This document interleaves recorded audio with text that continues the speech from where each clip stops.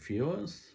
Today I've got something a bit different from the usual recent finds that I seem to do a lot of lately. This set I've got today is obviously a Hot Wheels set. It's the Hot Wheels Garage 30 set, and it's from 2011. This is something I picked up probably a little bit later than that. It was at a Big W store, and it's a number of different premium cars, real riders, metal and metal, or diecast. Diecast.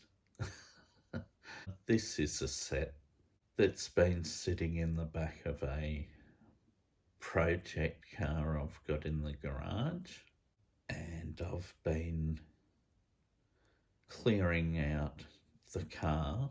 That's my first step in reviving this car that's been parked in the garage since 2011. I've got this out a couple of times to check up on it, but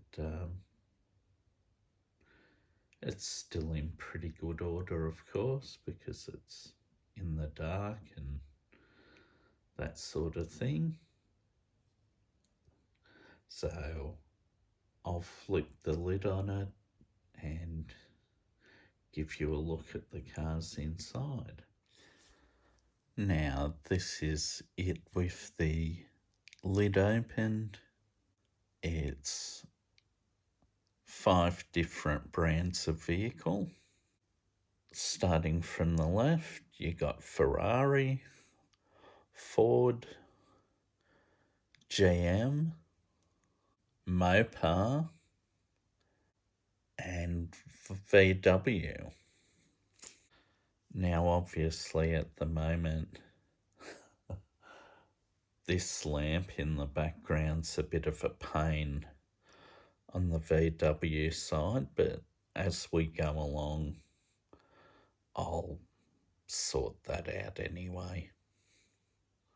Starting off with the Ferraris, we've got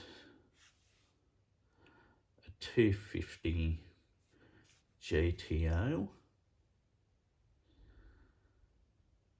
and this one's a nice road-going version in charcoal metallic, I think it is. And yeah, no race car markings on it, like most of the others that have been released to the GTO in the beginning. And then there's a huge gap to the one that's available with the Team Transporter today, if you're lucky enough to find it. Next up, we got the 308 GTS Quattrovallo. That's how it's written. So anyway, very much like the Magnum PI car. I'm pretty sure it's the same casting as one I've got that's part of the Retro Entertainment series. It's a really good casting, that one.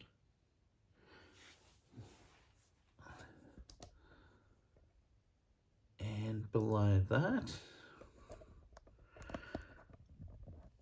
we have a 365 GTB4 Daytona in metallic blue. It's a really nice colour for that casting. So that's another car that's currently out in the Ferraris. And yeah, as a premium in the metallic blue, it looks really nice.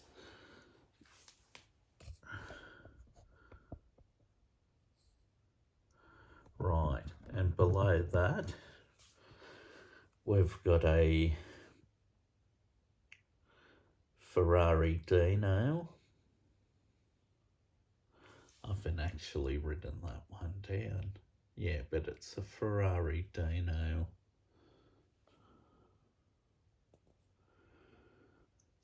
346 GDS.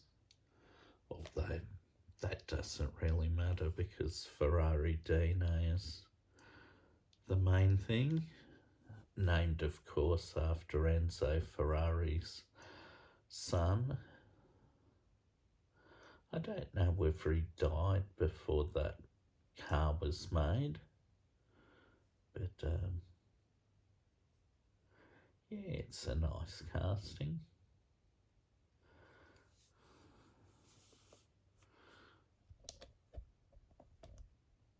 And below that in yellow,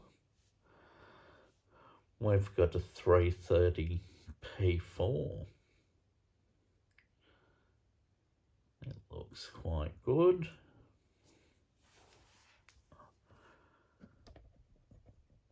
And below that is a 512M. That's another really good casting.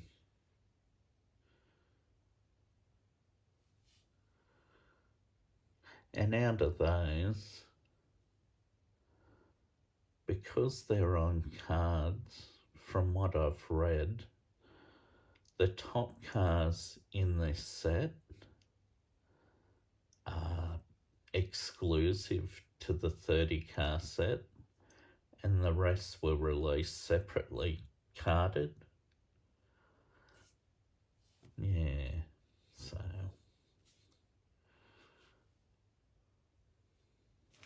we'll move it on. This is a bit of a rickety setup, but it is what it is, isn't it? All right.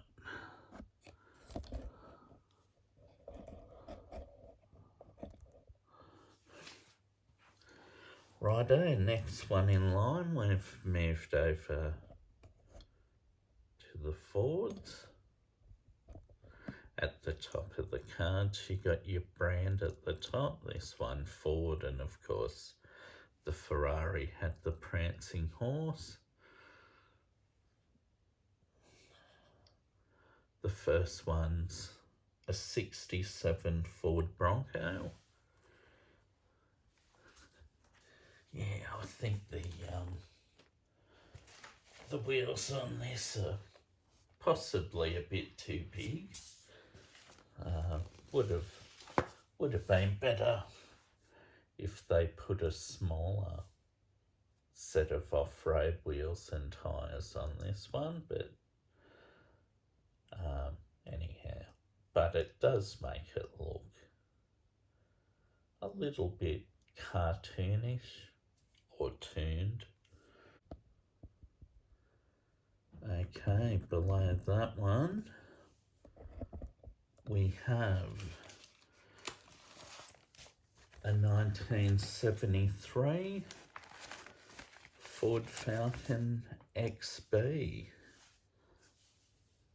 and that's in red.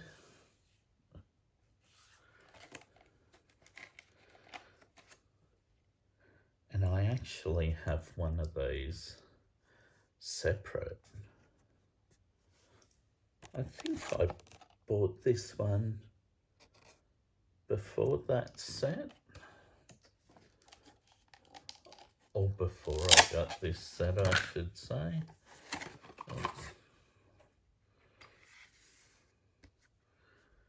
In a nice pristine card. Yeah, this one's even got the headlight detail in it, which they didn't do a lot back then. That one's my favourite of the Fords because it's Australian. And after that one, we've got a Ford GT40 in white. Looks quite good. Then we've got a custom 67 Mustang Coupe.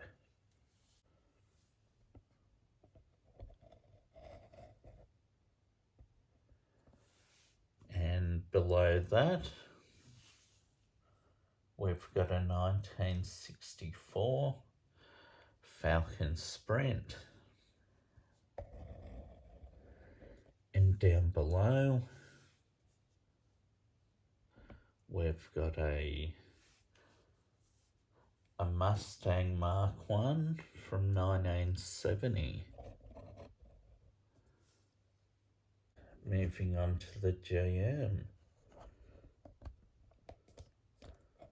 First up, there is a 1970 Chevy Blazer in white, but instead of being the usual off-roader that you get in a Chevy Blazer, this one's a slammed version, yeah, with low profile tyres. Looks quite good too. And below that, we've got a Chevy Malibu from 1965 in orange.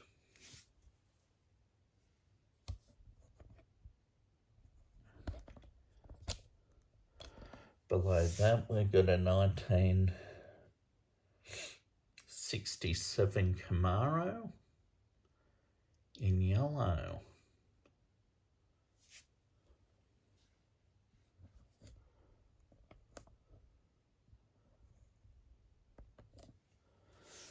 And below that, got a Chevelle SS 396 from 1969.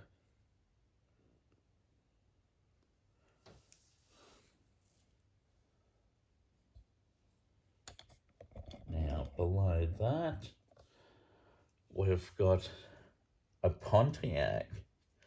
It's a Firebird 400 from 67 in gold. That's a good casting, that one. It's a tough looking muscle car. And below that, we've got a 55 Chevy Panel in gold and black.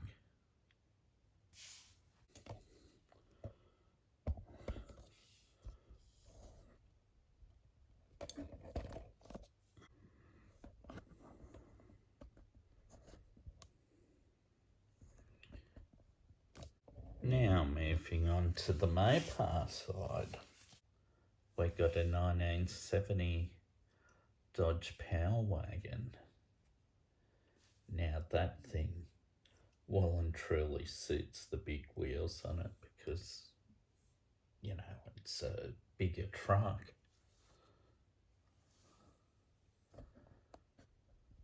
Than what the Bronco was. Right on. Next up, we got a 1970 Dodge Hemi Challenger in orange, and it's got a black vinyl roof.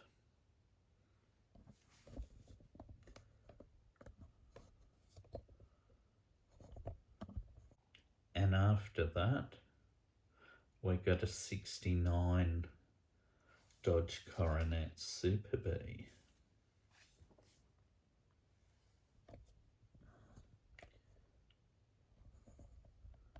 Then we've got a Plymouth Hemi Cuda from 68.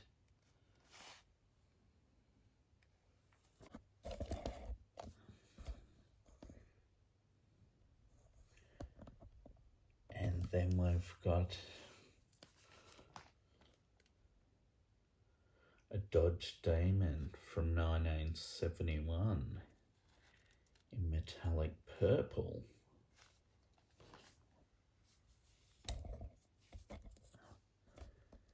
And down the bottom, we've got a Plymouth Belvedere 427 Max Wedge from 1963 in red.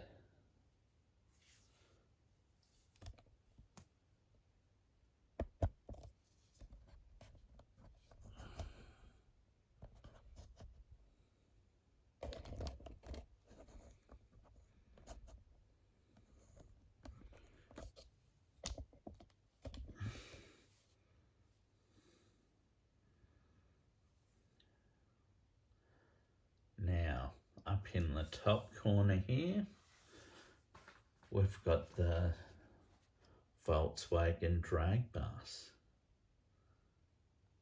That's one in black.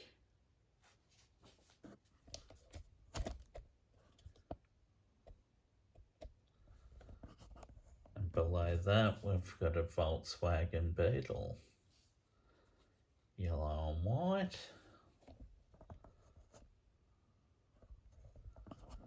And below that's another Beetle, but this time it's a 56 custom drag.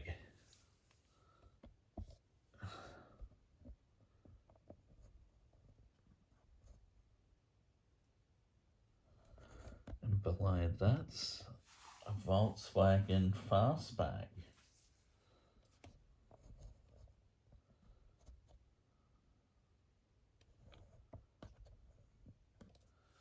And then below that we've got a 69 Squareback.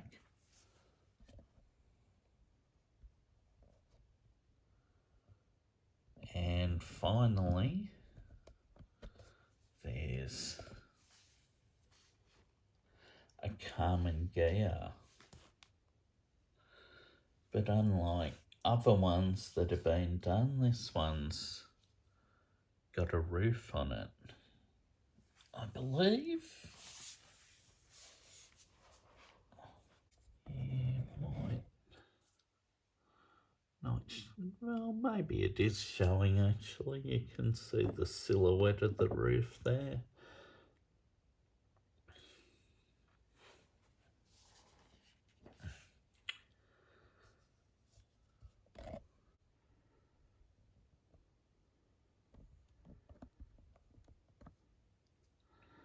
Now we're drawing to a conclusion of this video. I apologise for the poor lighting. It's just something that was always going to be difficult trying to film this video. But yeah, it is a set. I really liked when I seen it because there was a great variety of cars. They're all premium cars, and this is before you were seeing your car culture stuff. Like I can't remember the year off the top of my head that the Boulevards were released. I think they might have come out roughly around this time as well. But it wasn't really till 10 years ago that we really started seeing a lot of premium type cars. So that's why this set was such a good thing to get when I found it. They had a number of them in stock, and I think they were something probably like $120, I guess, which is a lot of money. But I did lay by it, and I think now that this set has appreciated a bit in value, and I'm sure if you sold some of the cars separately, like your Ferraris in particular, you'd do quite well out of them. Then there'd be various other cars that people would like. I mean, obviously the Ford Falcon XB, like, that'd be popular with a lot of people too.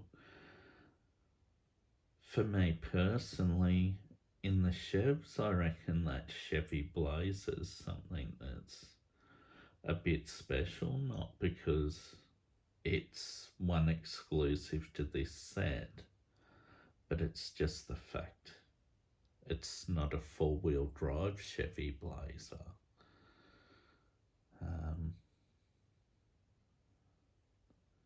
And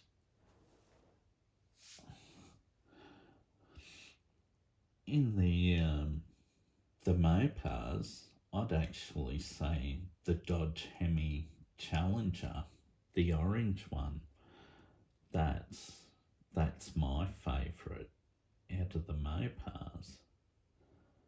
And with the Volkswagens, it'd be a toss-up between the yellow and white Beetle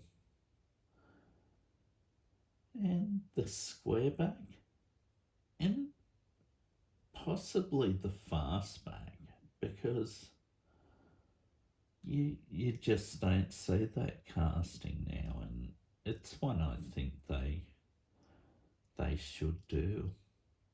I think going back to the Chevs, I really like the Malibu, the second car there. That's really good, and the Pontiac Firebird. I mean, that's just a tough looking muscle car.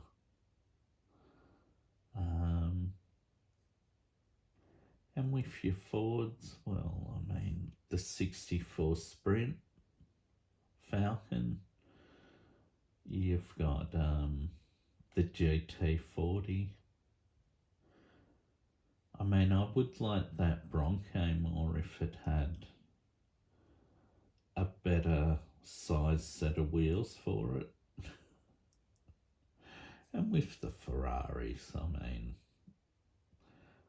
250 GTO, 308 GTS, the 365 GTB, and the Dino would be my favourite. So 4 out of the 6. So all really good cars. But overall, it's a nice set. And I mean, if I go back to the Mopar set, down the bottom, that red Plymouth Belvedere, 428, or is it a 26? 426 Max Wedge. That's a tough looking car. So, just a really nice set. Just really difficult to film. Yeah. So anyway, all right. Well, thank you for viewing the video. As always, hope you're in good health. Take care. Goodbye.